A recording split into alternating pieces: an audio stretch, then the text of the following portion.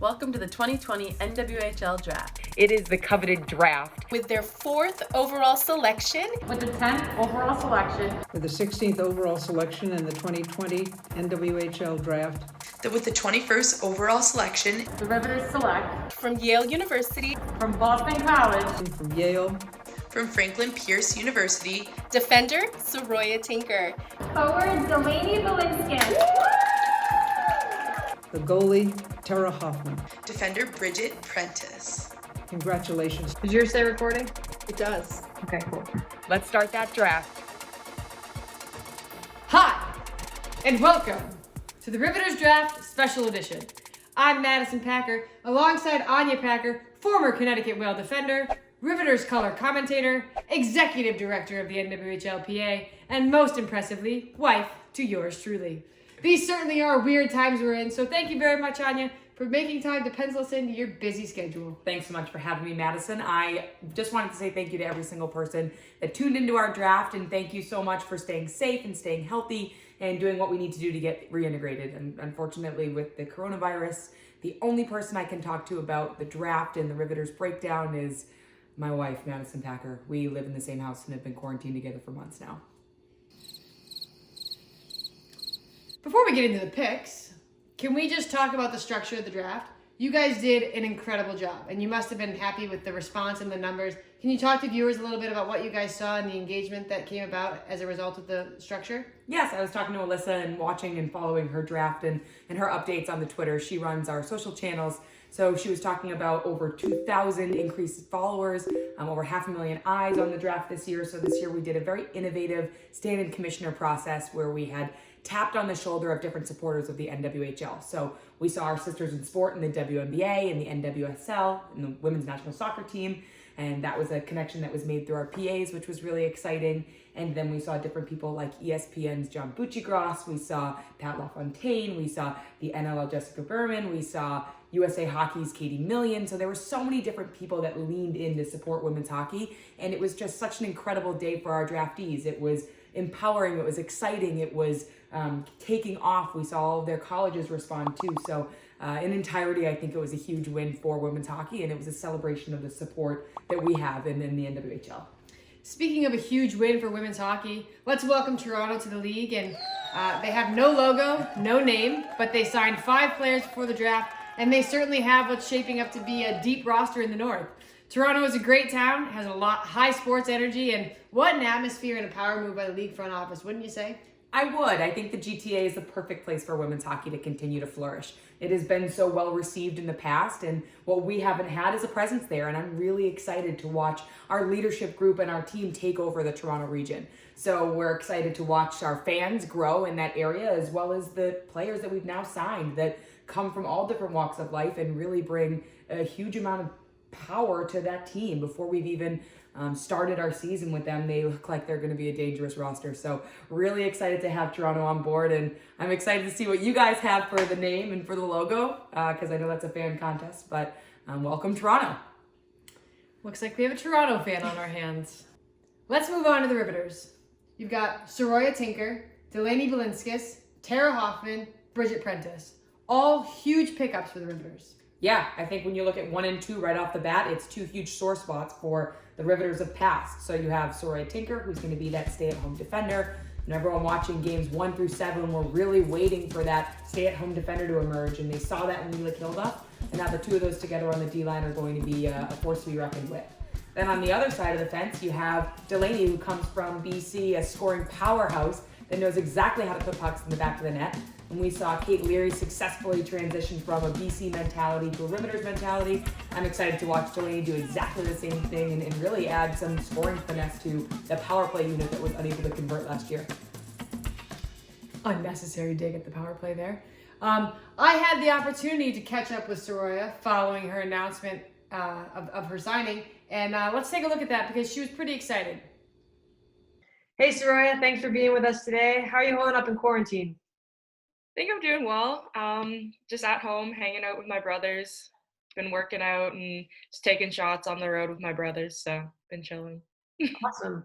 Well, we're excited to do this. This will be the first glimpse that fans have at a draft pick. We've never done something like this before. So What does it feel like to be the Rivs #1 pick this year? I know the team's excited, the fans were super excited, but what does it mean for you? Yeah, I think I definitely didn't expect to go that high in the draft just as a defenseman.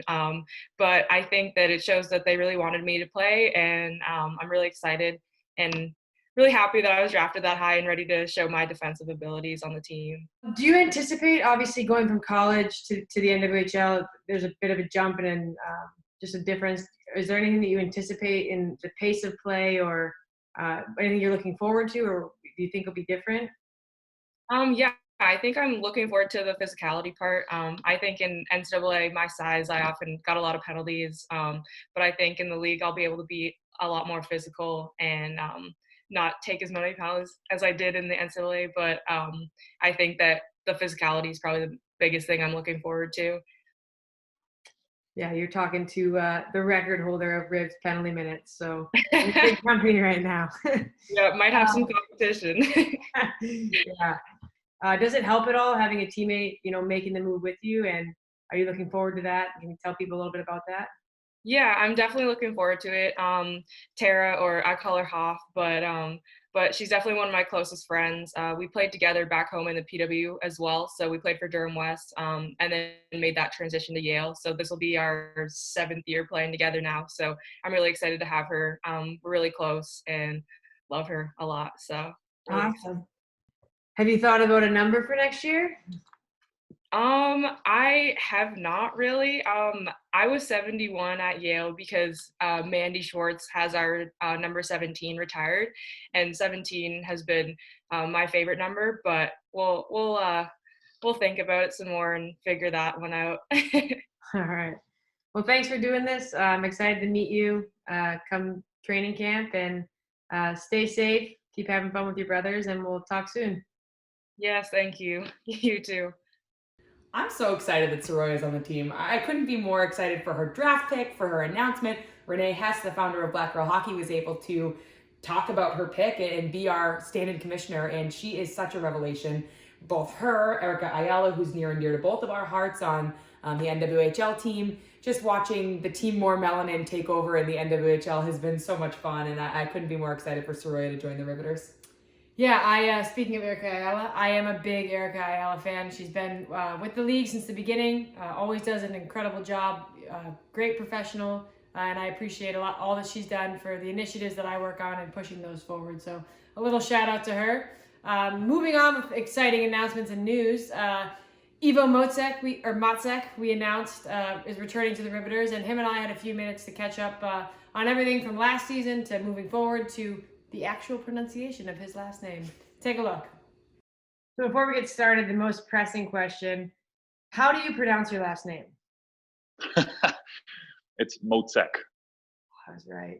I wasn't You sure. were close. You were close in that previous video, so I gotta give it to you. You added 4, new names out of the draft, and obviously there's still pieces moving in and out. But can you talk about, the 4 that you picked and how you see them fitting into the team and the plan for the team next season? With if I start with the defensive players, like with Saroya, like she brings a little bit of size. She brings that pure defensive skill, and at the same time, she's got a good shot. She's got a good first touch. With the puck. So I believe she's going to have an immediate impact on the defensive play, and we were just kind of missing that shutdown defender, I would say, last season a little bit. So I think she's going to be a great addition, and so will be Bridget, because Bridget, we were kind of missing that a little bit last season. I would say that some of our defenders, like Leela, Murph, and Moose, sometimes they were stepping up and they were supporting the offense, but they were not like truly like offensively minded defenders, and I believe Bridget will bring that. With Delaney, I mean, we needed that secondary scoring a little bit, because I would say last season it was up to you, Kay Leary, Kenny, and then we just needed a little bit more depth offensively, I would say. So I believe that Delaney will bring that. And Tara Hoffman, I mean, that's just purely just strengthening our goalie spots, So I'm really glad we with our picks in the draft. I love Evo. I think he brings so much energy to the Riveters bench. And last season, Matt Falkenberry and I on the broadcast many times were commending his coaching decisions and just what he was able to do and turn that club around. I think he overexceeded all of our expectations in season 5 of the Riveters. And, watching his power and his strength and his knowledge kind of flex in this draft was extremely important. So great work. I think that was a great interview, Madison. Well, thank you. I am a natural. And obviously so humble. So let's move on to picks 3 and 4. First, you have Tara Hoffman, and then you have Bridget Prentiss. So what Tara Hoffman adds on the goaltending side is something that I think Riveters fans know very well, is a strong goalie. We see her coming from Yale. She's the 3rd highest in goals against averages, and she's just a powerhouse goaltender. And then when you mix some good D and some good goalies together, you have some good chemistry. And watching her and Saroya come into the Riveters organization and bring that chemistry right off the bat is going to be empowering. And then when we look at the D zone from the offensive piece, we had, I've already mentioned Leila Kilduff, but she scored a few goals. And now we have the addition of Bridget Prentiss, who seems like a natural scoring defender, is going to add a lot of that scoring touch to the defensive line. And as we look to add, goalies and defenders and all these pieces, you still want to be able to win games. So having somebody on the D line that can definitely put the puck in the back of the net is going to be a game changer for you guys. Invite Anya on your show to add some color, and she will end up hijacking the spotlight. Speaking of spotlights, Kate Whitman-Annis, the GM of the Riveters, has done a lot in the offseason to start rebuilding the team. She transitioned from being an assistant coach to being a GM, which has its challenges. But she's been with the league for a while. She's seen the growing pains, so to speak, and she's survived some turmoil. So her and I caught up and talked a little bit about where the league is going and her hopes for the future and what she expects this season. So let's take a look. Welcome, Kate. Thanks for joining us. Thanks for having me. I'm excited to see you. It's been a while. I know. I'm a little tanner than you. That's true.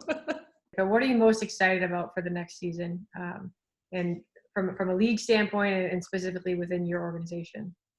The way the league is going, I think is really positive. And I've said this before, I wouldn't stay with a league that wasn't moving in the right direction. And I think we are. I truly believe that we are. Every day we have a group of really dedicated GMs on each team. For our team, I'm just excited to see how we match up. Like, it's just, Boston is signing a lot of their players. They have some good draft picks. Like, they're going to be tough. Toronto is going to be tough. Like, I'm really excited to see how we come out.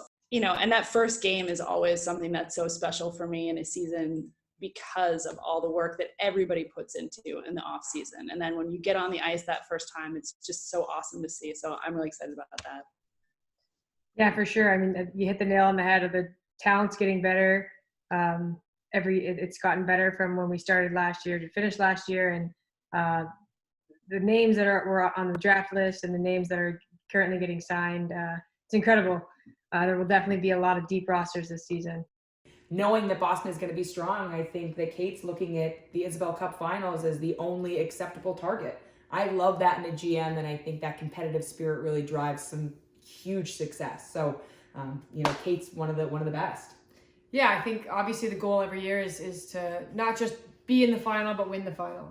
Boston is always an annoying powerhouse, but you look across the league and everybody's good. Whether it's the coaching staff they have or the players that they have, the team that they're building up in Toronto, there are no weak teams. Maybe a couple of years ago you could have argued that there was a weak opponent or an easy game. It's just not going to be that way next season. You've got incredible coaches at the helm of every team, and then all the players beneath really fill all the spots and the pieces that you need to build a championship team. Exactly, and every team drafted very specifically for their needs. I think that Minnesota drafted very well.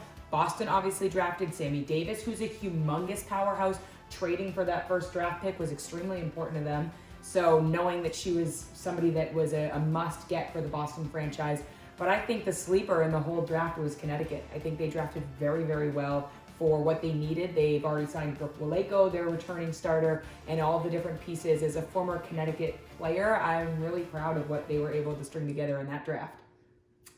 No surprise there that the former Whale is still a Whale fan. We will talk about that later. Next on the NWHL calendar is free agency. I participated in free agency back before drafts existed, and that's because I'm old. But Anya has more details on what free agency entails. If you're interested in joining any of our 6 clubs for the NWHL, go to nwhl.zone/free agency. You have the function to put your information in there and learn more about our camps to connect with our GMs and potentially start your career in the NWHL. Well, thanks, Anya. This has been great. You and I should connect more often. That's all from us here with this Riveters special draft edition. The teams are continuing to take shape, and we're excited to keep bringing you the news. For Anya, I'm Madison Packer, and you stay classy, Rivs fans.